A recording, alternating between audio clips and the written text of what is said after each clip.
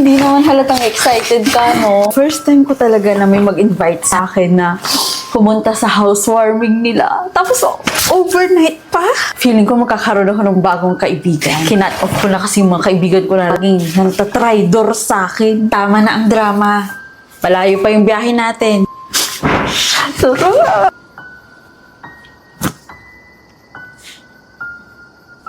Bakit parang iba yung nararamdaman ko sa bahay nila? Tsaka akala ko housewarming. Ibig sabihin, bago ang bahay. Ba't parang bahay nila, bahay ng mangkuko? Rina, salamat dahil kahit na bundok tsaka malayo itong lugar namin, sinikap niyo talagang pumunta dito. Siya si Joy. Eh, di ba sabi mo pwede akong magsama ng isa pa? Hi, Joy. Ba't parang may kakaiba? Bigat ang nararamdaman ko sa bahay nila. Be grateful na lang kasi may nag-i-invite sa atin sa mga ganitong occasion. Rina, Joy, food is ready. Ang payo sa akin ng mga magulang ko, huwag kakain ng kung ano-ano. Teka, sabihan ko si Joy.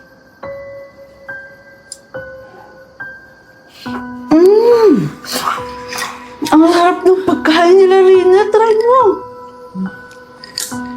CR lang ako, Joy, ha?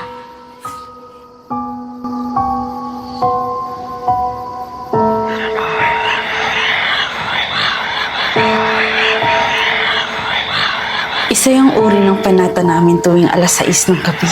Bawal silang maistorbo. Saan ang CR nyo? Sa kanan. Salamat. Joy, tumigil ka na nga sa kakainom yan. Mamaya-maya aalis na tayo, ha? Bago pa tayo maabutan ng gabi dito. Joy! Joy! Ang sarap ng juice nila, Rina. Try mo. Unti-unti kong nare-realize na parang mali itong napuntahan natin, Joy. Joy, okay ka lang ba? Bakit parang wala ka sa sarili mo? Nagtimpla ko ng gatas para masarap ang tulog niyo mamayang gabi. Joy! Tawagin niyo lang ako kapag may kailangan kayo. Joy? Rina, anong ginawa niya sa kaibigan ko? Naialay na namin siya.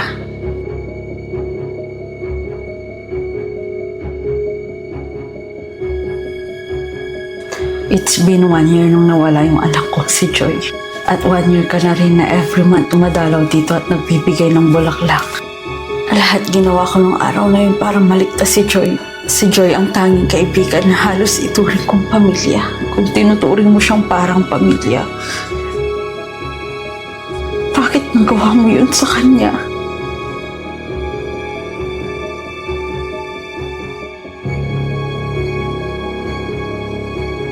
Anong ibig niyang sabihin? Basahin mo tong huling pahina ng diary niya. Anong nakasulat sa diary niya? Sana hindi. Sana hindi. Baka malaman nila ang buong katotohanan. Or worse. Mia? Mia, hindi ko sinasadya. Maniwala ka sa akin. Hindi ko sinasadya mapunta dyan habang nagva-vlog.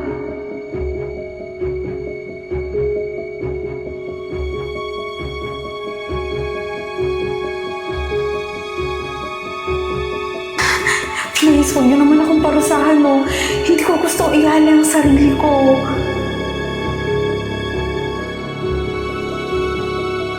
Hala, ang ganda! Tsaka ito, hindi ko naman na ito ginagamit, eh. Sure ka? Sa akin na to? Tsaka ito, ingatan mo to, ha? LV original to. Dream bag ko to.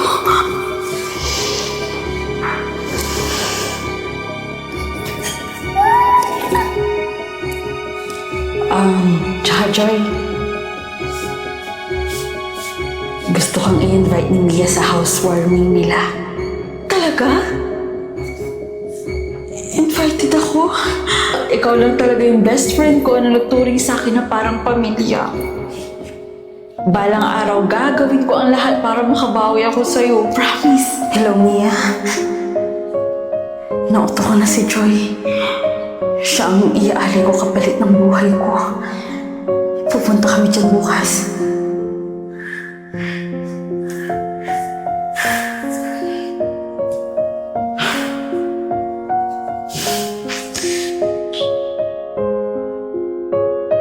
Thank you. Para sa lahat ng bagay na ginagawa mo sa akin, kaya ako papayag sa gusto mong mangyari. At ito na rin yung pinakahuling araw ko dito sa mundong to.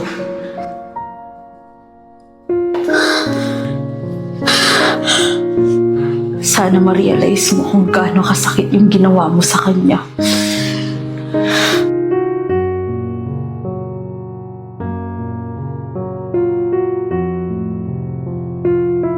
At inihalay mo ang buhay ng best friend mo bilang kapalit. Makakauwi ka na.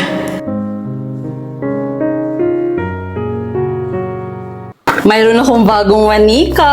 Wala talaga dapat akong content ngayon, guys. Pero kasi kahapon, galing kami sa isang antique shop. Namit akong matanda doon. Feel niya daw na mahilig ako sa manika. Nakilala niya ako at nanonood siya ng mga content ko. Nung nakita niya ako, hindi siya nagdalawang isip na ibigay sa akin to. Sabi niya manika daw yung laman. Ayan na siya, guys. Oh. Hindi ko talaga siya binuksan kasi gusto ko bubuksan ko siya sa mismong harap niya. Hala! Oo nga! Honestly guys, medyo nakripian ako kay nanay. Shout out kay nanay Jai. Medyo nakripian ako sa kanya that time. Nung narinig ko naman ikaw ibibigay niya, sinet aside ko yun. Meron din siyang sapatos. Kikripian na naman sa akin yung mga kakilala ko niyan. Hala, para siyang baby. Paano ba ito tanggalin? Ayan guys. Ang ganda-ganda mo. Thank you po sa nagbigay. Hindi ko natanong ang pangalan nila. And yun guys, abangan nyo yung susunod na vlog ko. Thank you sa panonood. Okay, 3, 2, 1. Cut. Ganda niya no. Pang 100 manika mo niyan, boss ah. Anong pangalan niyan? Sabi nung matanda na nagbigay nito, let daw pangalan. Wait ate, nagmamadali talaga ako kasi may product shoot pa ako mamaya. Ikaw na lang muna bahala dito ha. Sige na, ay edit mo na lang yan tapos upload mo na rin. Iwan ko ba sa boss ko na yun? Ang hilig-hilig sa mga creepy na manika. Oh, ipipesto muna kita dyan sa taas. Diyan ka na muna ha, let. Ayusin ko lang yung baba. Okay.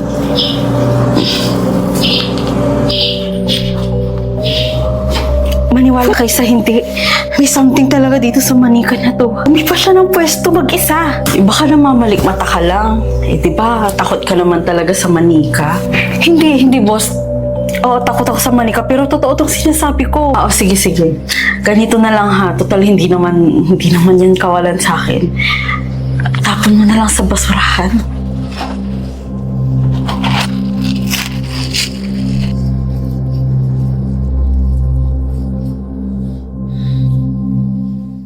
Ay, salamat no.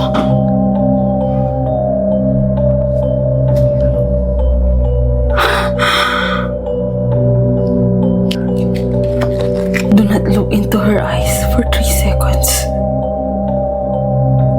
Bakit? 1, 2. Grabe yung araw na to. Ate, akala ko ba tinapon mo na to? Hindi naman totoo yung sinabi ko kanina.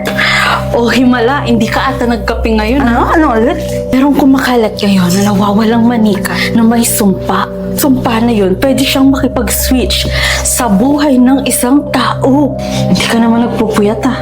Pero mamaya aantukin na rin ako. Ba't ka nakatitig kay Letlet? May problema ba?